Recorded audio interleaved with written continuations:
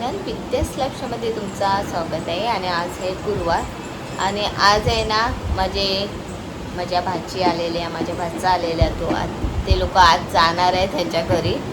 तर जरा उदास आहे. आलेले तेव्हा किती आनंदात होते आणि मेन गोष्ट त्यांना जायचं पण नाही आहे. पण माझी बहीण आहे ती म्हणते नाही बस झाला आता, आम्ही येऊ परत कधीतरी. आता ते लोक जातात, त्यांचे पप्पा येतात. म्हणजे माझ्या बारक्या बहिणीचा नवरा. मी त्याला भाऊजी बोलत नाही, मी निलेशच बोलते कारण तो माझ्यापेक्षा लहान आहे. तर चला आता ह्या दोघींना दाखवते, तिघांना मी तुम्हाला किती उदास आहे चेहरे. अरे जातोय का? तुला मजा आली आत्तूकडे? ह्याची आणि ह्याची मी आत्तू आणि हिची मी मावशी. म्हणजे मी आत्तू पण आहे, मावशी पण आहे. म्हणजे बाजूबाजूला घर आहे माझ्या बहिणीचं आणि माझ्या आईचं, त्यामुळे एकाच एरियात राहतात आणि त्यामुळे ते माझ्याकडे आलेले होते. आणि आता त्या चालले, आता तो येणारच निलेश. आणि मग उदास झाले का त्यांना जायचं नाही आहे. पण बहीण का ऐकत नाही आहे.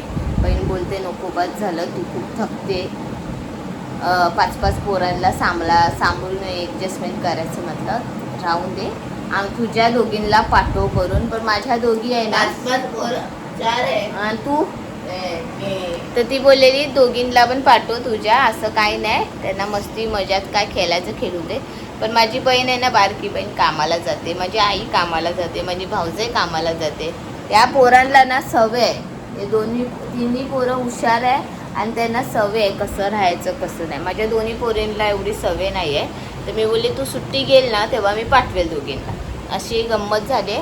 आणि बघा ही माझी माशी पागल आहे. आणि ही अर्शू आहे, ती माझ्या बहिणीची पोरगी आहे. ती खूप हुशार आहे पण ती हलका मनायची आहे. तिला वाटतं की योगिनीने पण माझ्यासोबत यायला पाहिजे. पण मी पाठवत नाही, कारण का माहिती आहे योगिनी तिच्यासारखी स्ट्रॉंग नाही आहे म्हणून मी पाठवत नाही. तर मी बोलली तिला तुझी मम्मी सुट्टी गेली ना कामाची तेव्हा योगिनी येणार तुमच्याकडे राहायला, पण ती ऐकतच नाही, ती रडते. हुशार आहे. आणि तिची मम्मी पण येणार आहे सुट्ट्या पडल्यावर. कसं असतं माहिती आहे, घरात राहण्याची गोष्ट वेगळी होती. मी घरात राहते, पोरांना हँडल करते, पोरांसाठी खाऊ काहीतरी आपली बनवते. पण ती कामाला जाऊन येऊन पोरांना हँडल करणं ते एवढं तिला जमणार नाही, कारण घरकाम करणं म्हणजे खाऊ नाही आहे, खूप हार्ड काम आहे. बाबू चाललाय त्याच्या तरी मला पप्पी देते, दे बाबू पप्पी. राहा ना तू, राहतो जातोय. हर्षू चल बाय बाय. पप्पी दे मला. चल लावण्या बाय. आता पोरी निघाल्या घरी जायला, येणार ना आता परत 2 दिवसात.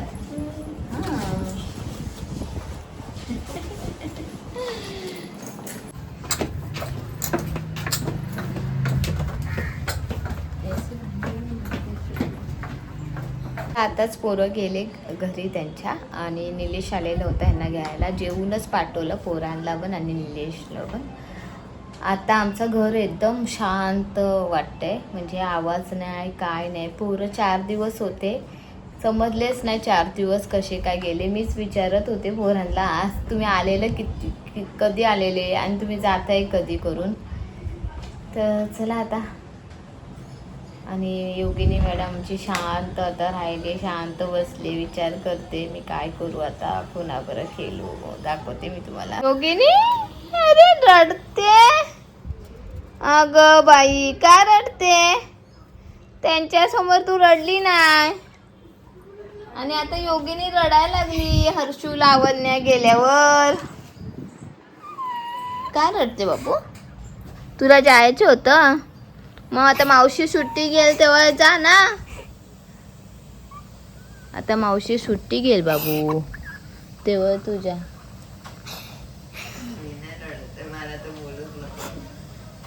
ग बस. आता मावशीची सुट्टी होय पण आपण फिरूया, इथे तिथे जाऊया, मजा करूया. मग ती सुट्टी घेईल ना तेव्हा मग मी तुला सोडेल मावशीकडे, कारण मावशी कामाला जाते ना. मग ठीक आहे. बघ मावशी रडते, मी तुझ्याकडे यायला सांगितलं मावशीला. ठीक आहे ग बस. गोल बोले माझे बाबा डो चल झोप, चल आता आता झोप तू. टीव्ही देऊ लावून, मग मोबाईल देऊ, मग आरशू देऊ, आरशू आणि लावण्या देऊ. ग बस. तर बघा आता योगिनी पण रडायला लागली. योगिनी ला ना मी खाली कुठे पाठवत नाही खेळायला, म्हणजे मी दरवाजाच्या बाहेरच आणि मी पाठवत नाही पोरांना माझ्या. आणि माझी पोरं घरातच असतात, कुठे जायत नाही. आणि आमचा प्लॅन आहे पुढच्या महिन्यात बाहेर फिरायला जायचं. तर तोपर्यंत तिला असंच एकटीला राहायला लागेल. आणि थोडे दिवस अजून बहिणी सुट्टी गेली तेव्हा मी पाठवेलच बहिणीकडे, आणि बहीण पण येणार आहे माझ्याकडे. थोडे 4-5 दिवस जाऊन दे योगिनी, मग तू जा मावशीकडे. मावशी येणार आहे, परत हर्षू येणार आहे, परत तुम्ही मस्ती करा. ठीक आहे, चालेल. ग बस आता, रडू नको. आणि योगिनी, नेत्रा मॅडम बघा आमची,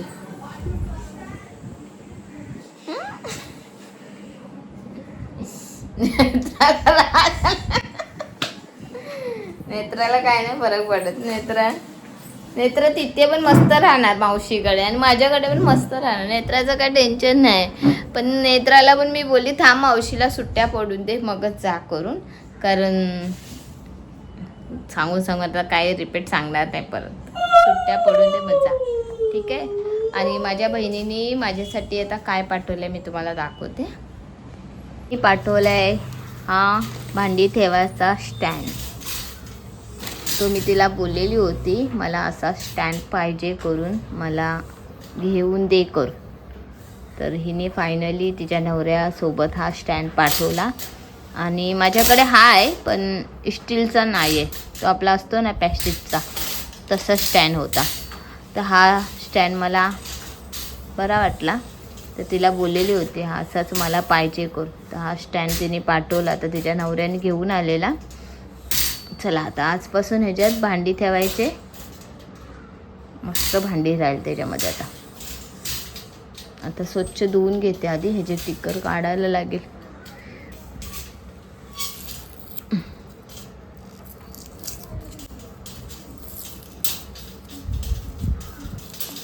खेळत होते, मग मी माझं काम करत होते आणि छान वाटत होतं. आता हे थोडे दिवस जाऊन दे, मग आम्ही पण तिथे जाऊ, मस्ती करू, फिरू, मजा करू.